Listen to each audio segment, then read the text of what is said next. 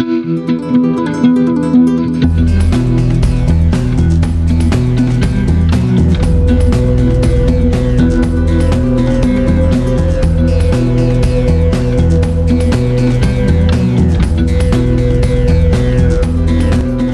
belajar kaya sambil nonton drakor. Ma Huateng, orang terkaya nomor 4 di China dengan total kekayaan melebihi 531 triliun rupiah. Bahkan di tahun 2017, kekayaan Ma sempat menyalip pendiri Google dan merebut posisi ke-9 Forbes orang terkaya di dunia. Salah satu aplikasi ciptaannya yang menghantarkan Ma ke posisi tersebut adalah WeChat, aplikasi pesan singkat bernilai 1.500 triliun rupiah yang menempati posisi kedua setelah WhatsApp. Dengan lebih dari 1 miliar pengguna, bahkan 100 juta diantaranya digunakan oleh orang-orang di luar Cina. Selain konglomerasi sosial media dan pesan instan, Ma juga melebarkan gurita bisnisnya, seperti media, hiburan, sistem pembayaran, smartphone, permainan, hingga periklanan online. Berbeda dari founder dan CEO perusahaan teknologi umumnya seperti Jack Ma dan Bill Gates, yang terkesan karismatik di depan media, kepribadian Ma cenderung pemalu dan tertutup. Namun hal ini tidak dapat menutupi namanya dari kejaran media. Kesuksesan dari bisnis-bisnis yang dikembangkan dari investasinya lah yang membesarkan nama Ma Huateng ke seluruh penjuru dunia. Bahkan di tahun 2015, Forbes memberi julukan pada Ma sebagai salah satu orang terkuat di dunia. Permisi Om. Oh iya, berangkat liburan atau perjalanan bisnis Om? Ini habis selesai bisnis mau balik. Oh iya? Kenalin, aku Andy. Ini aku lagi perjalanan untuk perform sulap. Salam kenal, saya Ma Huateng.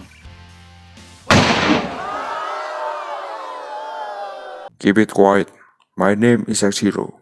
Jika kalian tidak mau mati di sini, jangan melawan dan segera kumpulkan alat elektronik kalian. Kami akan menerjunkan kalian pada suatu pulau untuk mengikuti permainan. Permainan ini akan menentukan nyawa kalian. Jadi dengarkan baik-baik. Saat ini alat elektronik kalian kami retas dan sambungkan pada server kami. Kalian tidak akan bisa menggunakan HP kalian selain menggunakan aplikasi permainan ini. Di aplikasi tersebut kalian dapat melihat map dari pulau ini, status kalian, aturan, dan pemberitahuan lainnya. Kalian akan bermain secara tim bersama orang di sebelah bangku kalian dan harus menghabisi orang dari tim lainnya. Orang yang dapat kembali pulang dari permainan ini hanyalah satu tim terakhir yang bertahan hidup.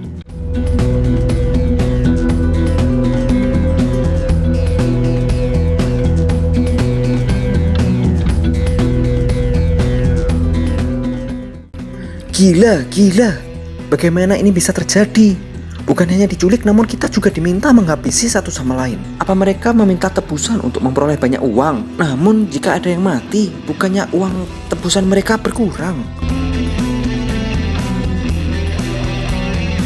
Kita diminta mengalahkan anggota tim lainnya, looting senjata, bertahan hidup di suatu pulau.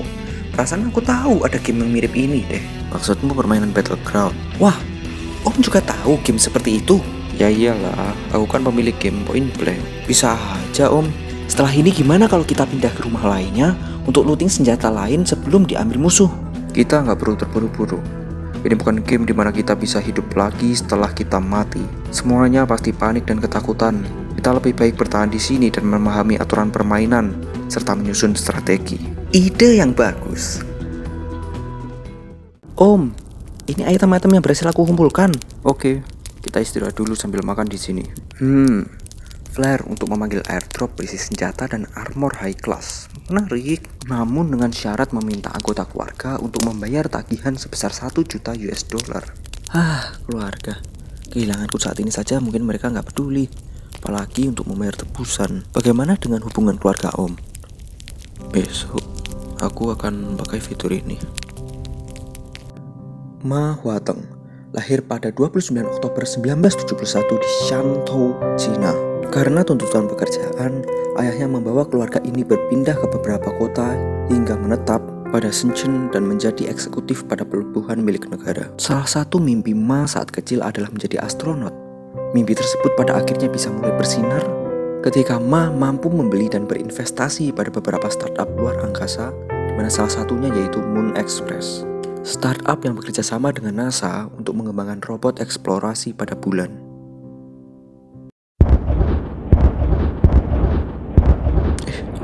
Ada apa ini? Kenapa bisa ada bom di sini? Apa ini jebakan? Red Zone. X-Zero pasti melakukan bombardir pada daerah yang berwarna merah di map ini. Wah, hampir setengah peserta game sudah meninggal karena bom tersebut. X-Zero kelihatannya ingin kita segera saling menghabisi satu sama lain. Oke, kalau gitu ayo kita ke daerah itu setelah red zone berakhir. Kita bisa menyingkirkan dan mengambil item mereka. Tunggu. Orang yang berpikir seperti itu tidak hanya kita. Akan sangat banyak musuh yang berdatangan. Ayolah, kenapa Om takut itu sih? Jika bertemu musuh kan tinggal ditembak. Jangan konyol, kita tidak mau mati sia-sia. Lebih baik kita bersembunyi hingga musuh sisa sedikit. Ada apa lagi nih?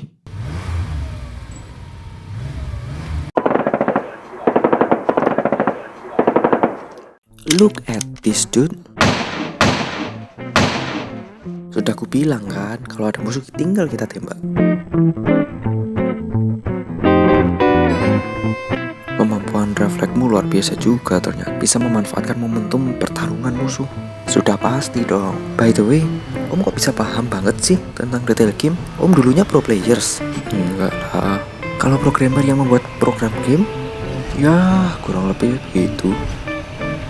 Setelah memperoleh gelar sarjana komputer science pada tahun 93, Ma mengawali karirnya pada China Motion Telecom Development dan Shenzhen Rensen Communication sebagai penulis kode belajar dengan gaji hanya 2,6 juta rupiah tiap bulannya.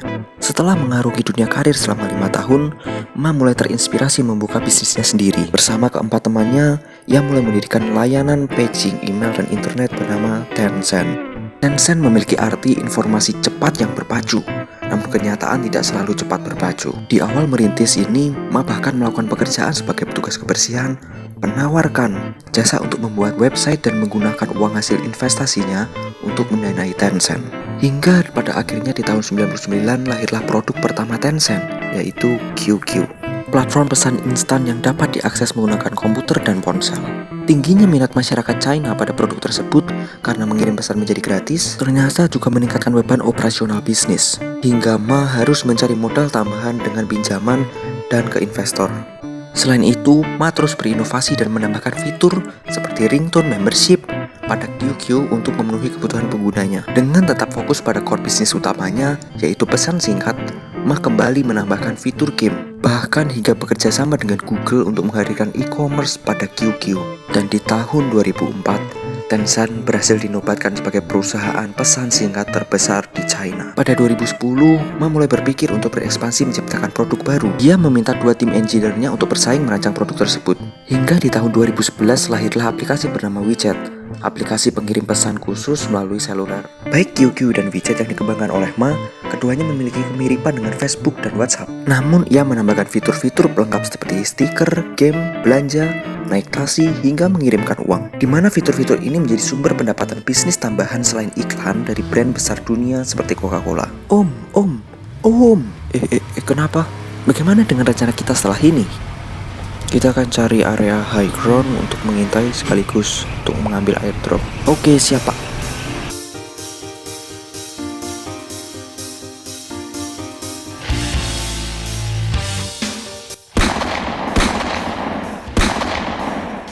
Wah, Emu noob banget Om.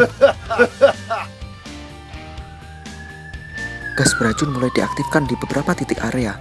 Playzone semakin mengecil. Kita harus segera pindah ke area playzone yang baru.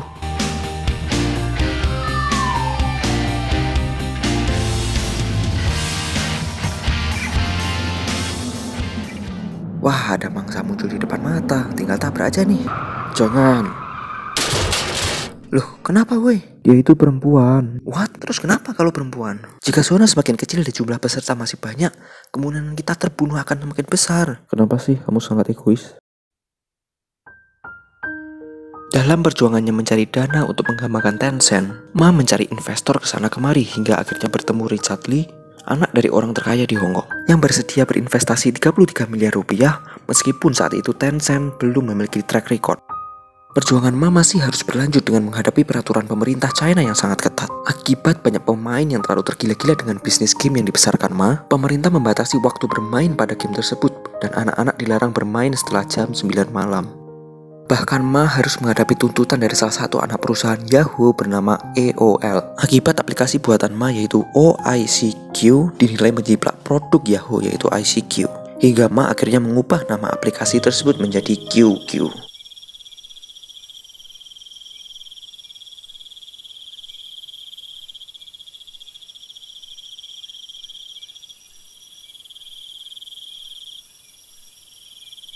Perjalanan bisnis minggu lalu sangat melelahkan. Bertemu banyak orang, berbicara seharian, hingga beristirahat hanya saat di mobil. Namun hal yang paling melelahkan bukan itu semua. Jauh dari orang yang kau cintailah perjalanan terberatnya. Ketika di pesawat, aku berharap kenangan indah akan segera kembali. Namun insiden ini terjadi. Pikiranku menjadi sangat kacau. Dan saat melihat pasangan yang harus terpisah dan hampir kau tabrak tadi, aku menjadi teringat kepadanya. Seindah itukah hubungan Om?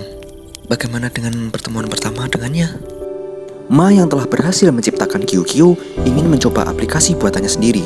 Ia mencari seorang wanita yang mampu memikat hatinya. Hingga bertemulah Ma dengan Wang Dante, seorang pemain alat musik China tradisional. Keduanya akhirnya menjalin janji pernikahan di Shenzhen dan dikaruniai seorang putra dan putri. Perjalanan pernikahan mereka kerap kali diwarnai dengan menghadiri kegiatan-kegiatan amal bersama. Playzone mulai kembali mengecil. Kita segera berangkat Om. Oke, namun kita harus hati-hati pada daerah playzone perkotaan. Pasti akan banyak pertarungan di sana. Sial. Aku gak mengira akan seramai ini. Andy, awas nabrak. Gila, Andy, balas tembakan mereka. Aku sembunyi di mobil. Tembakannya terlalu membabi buta. Lebih baik kita segera lari saat musuh reload. Mobil ini hampir meledak.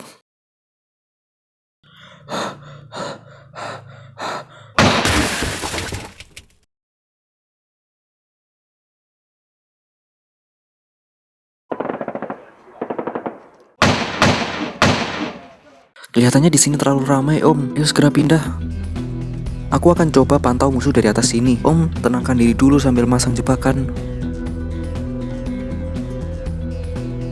Pintu rahasia. Ruangan apa ini? Bukankah ini X-Zero? Dia seorang tentara. Dia salah satu tentara yang diterjunkan pada pertempuran di pulau ini. Apakah ini alasan dibalik insiden penculikan ini? Sepertinya aku menemukan pintu menuju ke ruangan bawah tanah. Mau coba turun? Tentulah kita tidak akan tahu ada apa di bawah sana sebelum kita mengeceknya. Angkat tanganmu. Kalau aku tewas di sini, tidak akan ada yang bisa kembali dari pulau ini hidup-hidup. Di sumur inilah rekan-rekanku gugur mengorbankan nyawa mereka untuk negara. Namun bukannya memperoleh penghargaan, namun justru dikambing hitamkan sebagai dalang di balik kematian presiden oleh para petinggi dan kapitalis. Memang benar, sebagian penumpang di pesawat ini adalah pengusaha sukses. Namun bukan berarti mereka semua adalah pelaku insiden tersebut kan? Ini hanyalah permulaan agar dunia tahu insiden tersebut. Dan aku tidak memperkirakan kita akan bertemu di sini. Gunakan prediction map ini untuk mengetahui di mana last safe zone berada. Memangnya imbalan apa yang kamu minta? Anggap ini sebagai sokongan. Kamu adalah salah satu orang yang akan didengar dunia ketika berbicara. Jika nantinya kamu berhasil memenangkan permainan ini, ceritakan apa yang terjadi selama ini kepada dunia.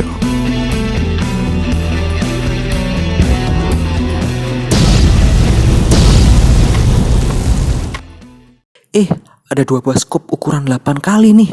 Cocok sama sniperku. Pilih yang mana ya? Bawa saja keduanya. Bahaya kalau sampai musuh di belakang kita memiliki item ini. Hebat. Gimana Om bisa kepikiran strategi itu? Jangan hanya fokus ke dalam, tapi lihat keluar.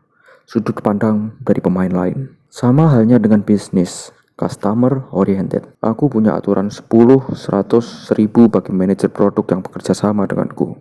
Mereka harus melakukan 10 survei, membaca 100 blog, dan mengumpulkan 1000 feedback dari customer atau pembeli. Oh, jadi dengan ini kita bisa memprediksi pikiran dari konsumen atau musuh ya? Tidak hanya memprediksi, kita juga bisa memanfaatkannya. Peluang perilaku budaya dari masyarakat Asia, khususnya di China, memiliki beberapa nomor-nomor favorit dan keberuntungan tertentu. Hal inilah yang ditangkap Ma dan Tencent melalui perusahaan sosial medianya yang bernama QQ. Berbeda dari Facebook yang menggunakan user ID, QQ menerapkan nomor akun sebagai status penggunanya. Namun tidak hanya peluang yang diperolehnya, Ma juga menghadapi masalah pada nomor-nomor favorit seperti 88888 dan 66666. Banyak akun yang diperjualbelikan, dicuri oleh hacker, hingga orang-orang beramai-ramai membuat 10 akun per hari, sehingga muncul 1 juta akun kosong tiap harinya. di mana hal ini membebani biaya operasional perusahaan dan membiaskan akurasi jumlah pengguna QQ. Ma mencoba menerapkan pendaftaran akun berbayar yang mampu meredakan masalah tersebut. Meskipun begitu, muncul masalah baru di mana banyak pengguna yang berpindah pada aplikasi pesaing. Sehingga Ma harus membuat pendaftaran kembali gratis, namun disertai aturan yang semakin ketat. Akhirnya kita sampai di garis last safe zone. Waktunya untuk kembali ke knockdown dari atas sana. Sip, pesertanya sisa 14 lagi. Aku akan pasang landmine dan spike trap di beberapa titik yang strategis di sekitar sini. Ini nih senjata efektif untuk area safe zone yang mulai mengecil. Oh, light machine gun M249. Pas banget untuk melawan musuh yang berkendaraan dan jumlahnya banyak. Ya, mirip seperti di beberapa game Point Blank, Call of Duty ketika kita harus clutch. Loh, Om juga tahu game-game itu ternyata? Mana mungkin aku beli perusahaan tanpa melihat produknya. Seriusan Om punya perusahaan game? Tak berhenti pada perusahaan sosial media, Ma terus memperluas konglomerasi teknologinya pada pasar game. Dimulai dari membeli saham Riot Games sebesar 6 triliun rupiah pada tahun 2011 sebagai studio produsen game League of Legends dan Valorant. Kemudian mengakuisisi Epic Game pada 2012 dengan harga 65 triliun rupiah. Produk perusahaan ini adalah Fortnite dan aplikasi pengembang game Unreal Engine. Melanjutkan mengakuisisi CLTD, perusahaan induk Shopee sekaligus Garena yang menghasilkan Free Fire, Point Blank hingga Call of Duty Mobile dengan nilai pembelian mencapai 4 triliun pada tahun 2014 hingga 2017. Dan beberapa studio game besar lainnya seperti Ubisoft, Activision Blizzard mengakuisisi 84,3% saham Supercell, produsen game Clash of Clans, dan masih banyak game lainnya. Tencent juga melakukan investasi pada perusahaan Indonesia seperti Gojek, hingga membeli saham perusahaan kompetitornya untuk memperoleh informasi lebih besar seperti pada perusahaan Spotify, Snapchat, bahkan Tesla milik Elon Musk yang pernah kita bahas di video sebelumnya, di mana Elon sangat jenius dalam menciptakan strategi mengenalkan mobil listrik yang saat itu belum diminati hingga berhasil meledakkan penjualan. Wow. Pantas saja antara satu game dengan lainnya terkesan sama dan meniru. Ternyata semuanya di bawah genggaman tanganmu ya? Ya, memang benar terkesan sedikit meniru. Pada tahun 2015, Ma Huateng memperoleh penghargaan sebagai CEO inovatif. Ma mengakui kesuksesan Tencent terinspirasi dari ide dan bisnis lain di barat. Ia dapat melihat sesuatu yang jauh ketika berdiri pada bahu raksasa-raksasa bisnis. Meski terkesan meniru, namun Ma mampu mengadopsi dan mengimplementasikannya pada pasar lokal yang memiliki perbedaan culture, behavior, dan signifikan perbedaan lainnya. Hingga pada akhirnya saat ini Ma telah menjadi salah satu raksasa tersebut.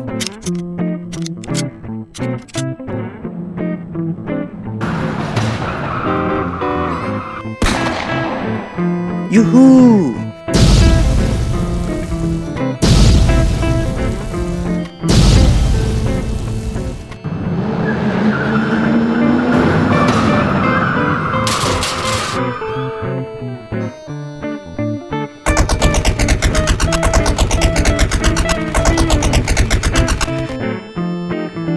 Sisa tinggal 5 lagi.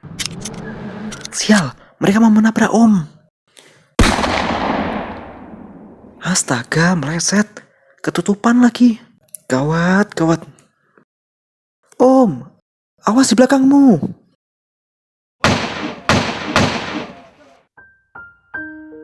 Andy, bertahanlah. Kita masih bisa revive. Andy, bertahanlah. Tidak apa-apa, Om. Bisa kakak kabulkan satu permintaanku? Katakanlah.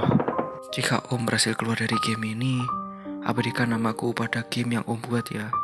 Selamat tinggal.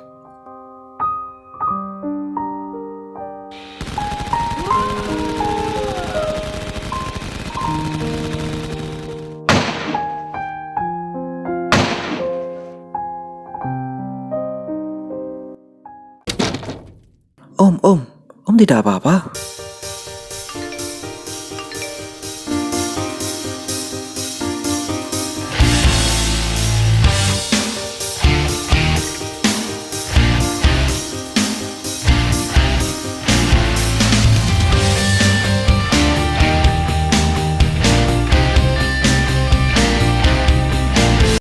Yuk belajar kayak sambil nonton drakor.